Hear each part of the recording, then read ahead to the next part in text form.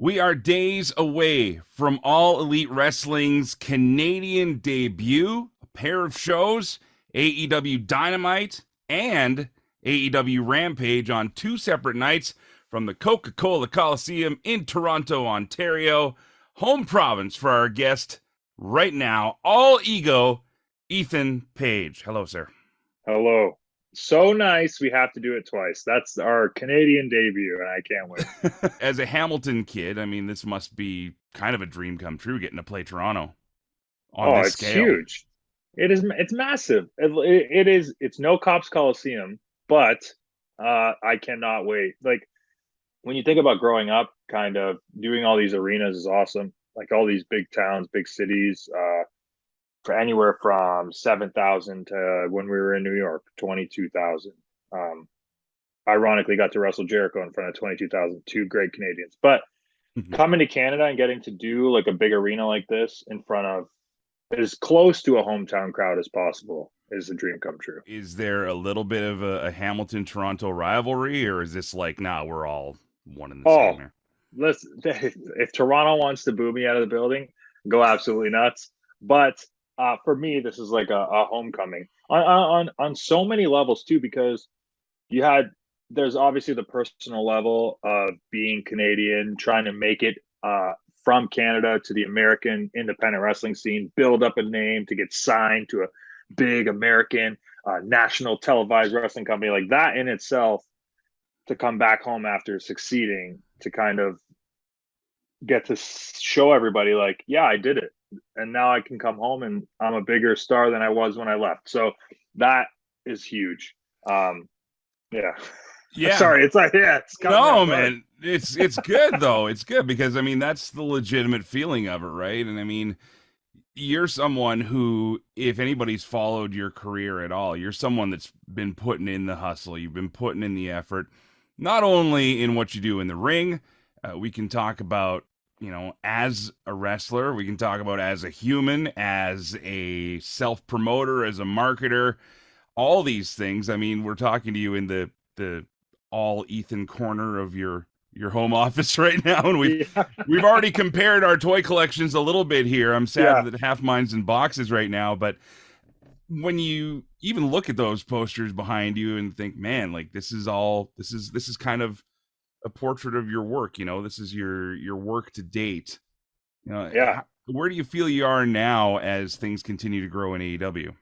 I'm at a point in my life and career where the goals are so big that I never assumed, and now I'm like having to readjust and to kind of like level myself out and find new heights to reach for, I guess, because like I've said this to my wife many times, and it's kind of why I have like this wall of accomplishments, and it's all fan art and things that, like, to me it blows my mind that anyone takes the time to sit at a table and either sketch me or draw me or design me.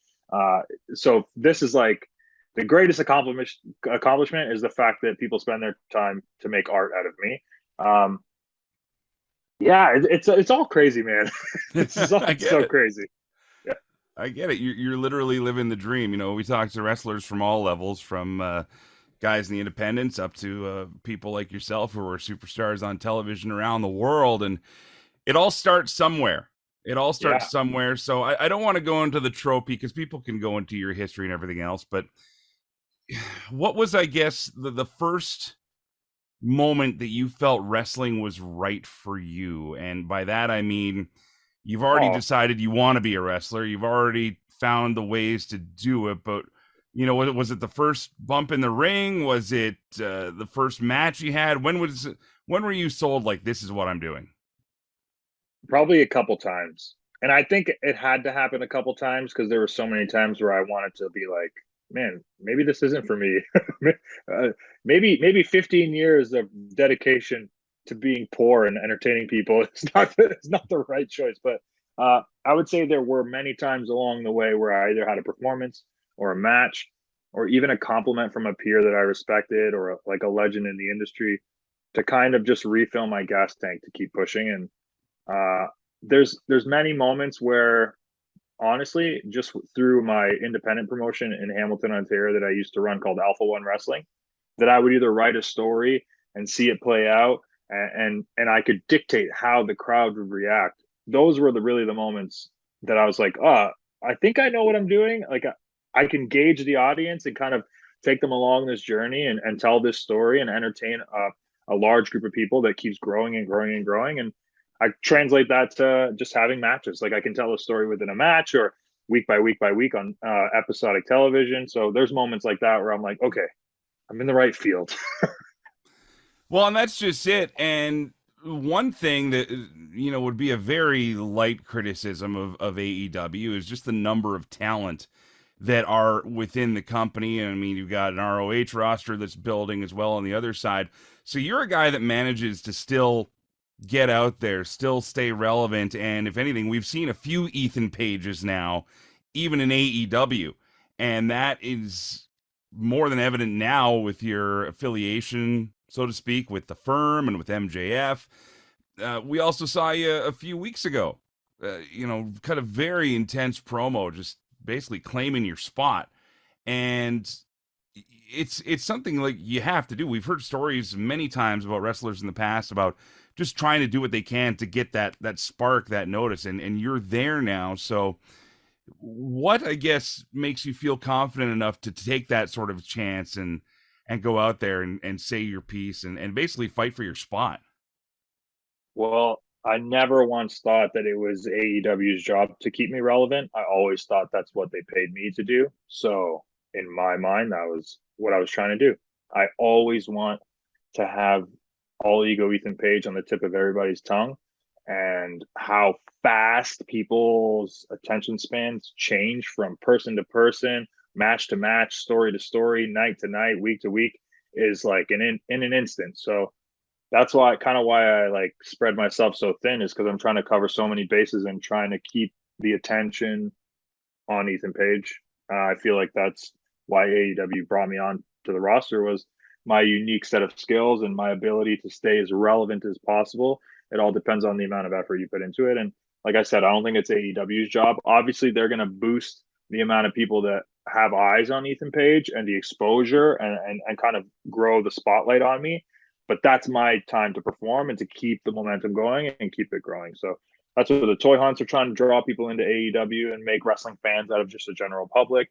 But yeah, that promo was definitely it was my job to do, but a very personal, and you could tell by the way I delivered it that yeah, I believed in the words that I was saying, because I think I do deserve a better spot, and I feel that the momentum is now coming and it's about to happen. So my wish will become true. We've often heard in wrestling locker rooms that you can get along with people, you can work well together, but it is still competition among others there. As far as those around you, I mean, Jim Ross had some great words to say about you a while back, talking about how he sees a great future for you. Others have said similar things as well. Do you find that there's still, despite the fact that everybody's clawing, everybody's trying to get a spot, do you find there's a mutual respect among wrestlers in the AEW locker room? And you guys, like, you want to succeed, but you want to see other people succeed as well? Yeah, of course. And like you're looking at a roster filled with people that spent years kind of starving together. So there's that pocket of the locker room that has a certain bond and camaraderie that will never go away. But as far as like the whole company, I don't know. The only thing I know is what happens in the room that has male talent across it. Anyone else that has a name on their door, I don't go in there. I don't know what happens in there. I don't know what their relationships are with the other wrestlers on the roster, nor do I care. If you don't change with me, I don't care. And trust me, I'm not asking about anything like that. I'm just wondering about. No, Honestly, of course, it's a large, but it's a large thing, and I think that a lot of fans, especially, a lot of stuff goes on with imagination as to what wrestlers are really like based on what we see. I have a question. Yeah. I have a question. Okay, Who cares? Yeah, that's who fair. cares? Who cares? Yeah. Literally, who cares? Well, that's who's keeping score? You guys really need to know what our relationships are like behind the scenes? Watch the damn show. Well, We that's don't need kind to of what like I each was other. getting to. That's kind of what I was getting to. But yeah, that's all right. Yeah, That's all no, no, right. no. No. Well, You're only welcome to Ethan asking. Page show, and we'll No, just go from here. you're you're only asking the questions that the people want to know. So this is not on you at all, Mike. Yeah, But but truthfully, yeah. when did the show stop happening on TV and start happening behind the scenes? I When? don't know. I don't know, and that's kind of what I was gonna circle around to was, when you do have to fight reality, so to speak, how much more determined are you to go out there and make them forget about that stuff? Because I'm seeing Oh, shows now, like I'm looking forward. I'm flying to Toronto from Saskatoon for these shows. This will be my first AEW experience. Definitely not my first pro wrestling experience, and however many years I've been a fan and been talking to and know a bunch of folks behind the scenes. But as far as actually seeing what the show is, I'm looking forward to seeing that dynamic, seeing what the crowd actually gets into rather than the scuttlebutt and everything else that we have to talk to. I mean, just talk to Dave Meltzer about scuttlebutt and everything else. But even then, we try and keep that, we on this show anyways, we try and keep the gossip to a minimum yeah. and really Here, talk about what's going on. So I'll give you a little example of why all of the, what did you call it? Scuttlebutt sure. is useless. Any of the like the online drama and the questioning and people's opinions and blah blah blah blah blah blah. Literally, it is maybe compiled of 10% of the audience that watches on television. Now, Yeah. if you checked online and you asked people what they thought of Dan Lambert, Ethan Page, and Scorpio Sky, I would bet 9 out of 10 negative response. Now, if you talk to the people that sit in the seats and actually pay money to go see AEW and to watch the show and to make noise and to boo and cheer and actually invest emotionally and their time and their energy and their money that they had to earn, Dan Lambert, Scorpio Sky, and Ethan Page always gave everybody a great show. And it was always a highlight for people because we gave them somebody to hate. We gave them somebody to boo. We literally gave them the pro wrestling experience. And that's the people that pay to see the show. Those are the That people in the seats enjoying the show. That's all I care about. I grew up as a Star Trek nerd, as comics, superhero, everything, right? And you've seen the wrestling room here now a little bit, and I get the desire for fans to feel like they know something other fans don't know, but that's the danger is when the imagination takes over, and I've tried to Yeah. counter on this show a lot of false reports, a lot of stuff that comes out. So I want to get off that because frankly, we're spending too much energy on it, I think, in a time that we should be talking about a man who goes by the moniker of All Ego. So That's right. So how about I'll give one final comment. okay. I love all the fans. The ones online complaining, the ones in the seats paying tickets. It is literally because you guys love it so much that it makes you feel things to react in a way that some might be good, some might be bad. All of you love professional wrestling, so that in itself is amazing. Just focus on that part of it.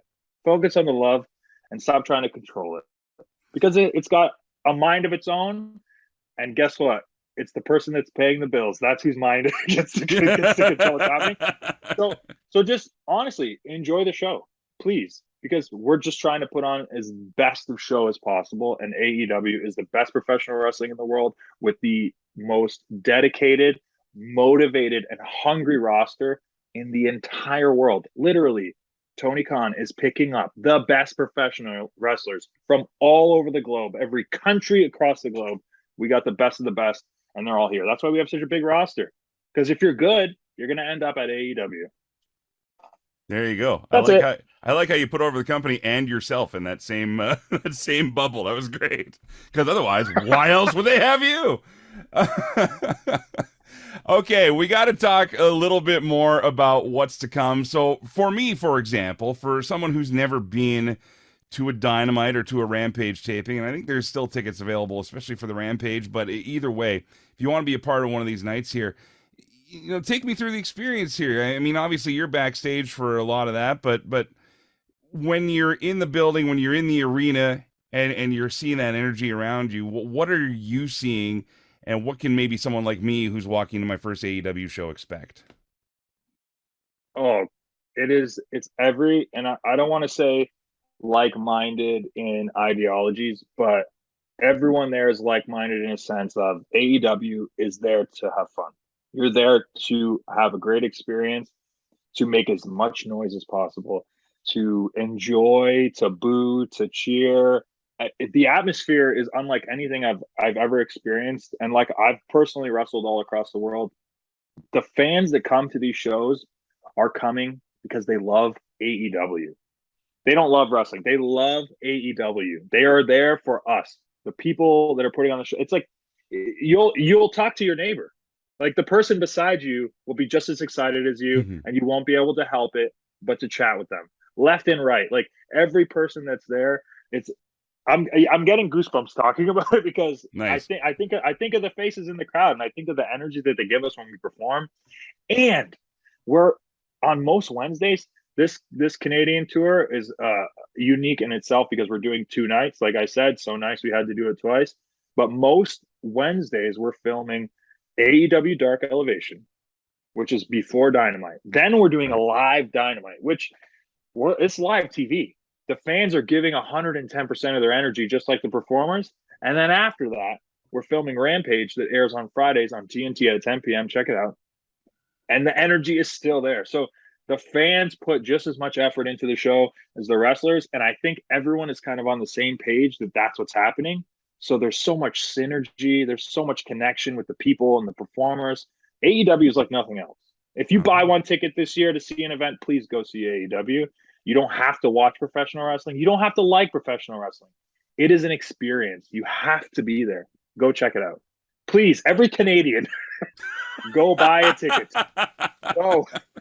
And Go to these damn shows. the good thing is we're such a small nation; we can fit everybody in the Coca Coliseum. It'll be great. But Oh yeah. Truthfully, that might be why we did 2 shows. Okay, we got just a few minutes left with All Ego Ethan Page. Again, AEW Dynamite and AEW Rampage are in Toronto. Get your tickets if you can. And most importantly, we'll be looking forward to Ethan Page coming back to his home province. I'm going to be cheering because I'm actually an Ontario boy by birth. Lived Yeah. across the country. So, yeah, I got you, man. Have you been to Arnprior outside of Ottawa?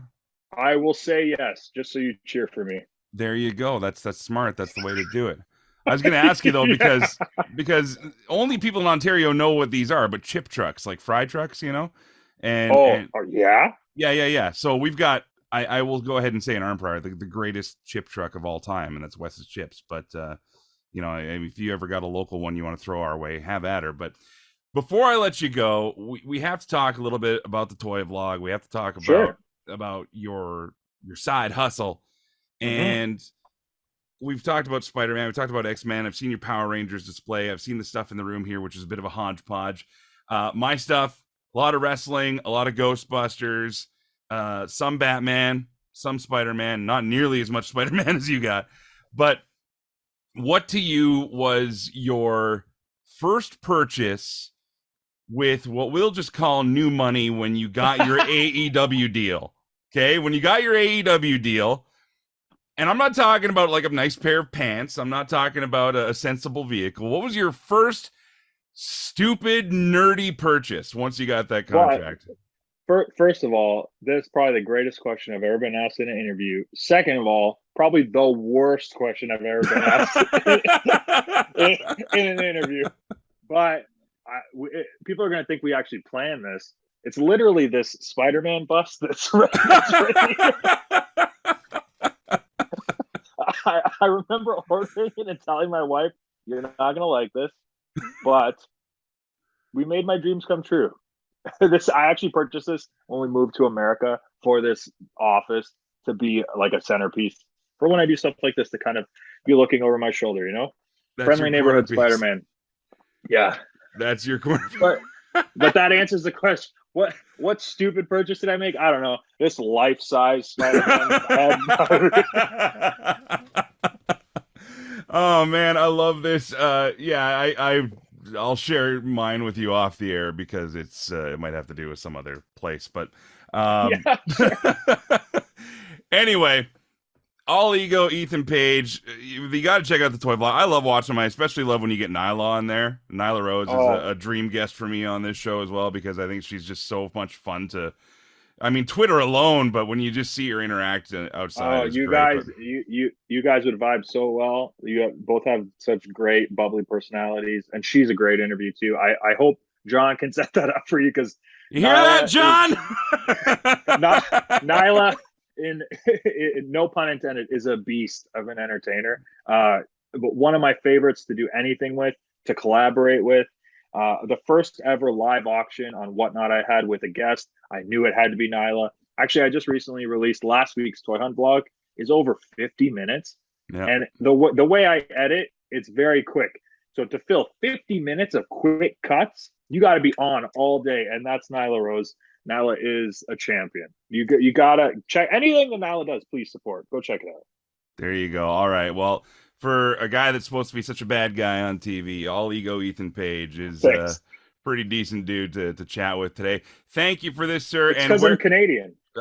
Yeah, eh? So Okay.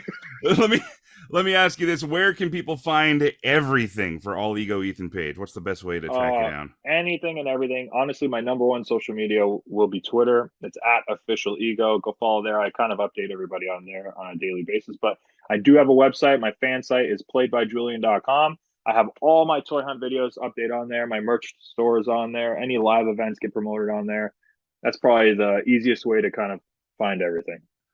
And I thought that I had ring announced you here in Saskatoon once. Apparently that hasn't happened yet, though, but Not yet. hopefully it will. All right, there you go. All Ego Ethan Page, AEW Dynamite, AEW Rampage in Toronto. Get your tickets now. Thank you, sir.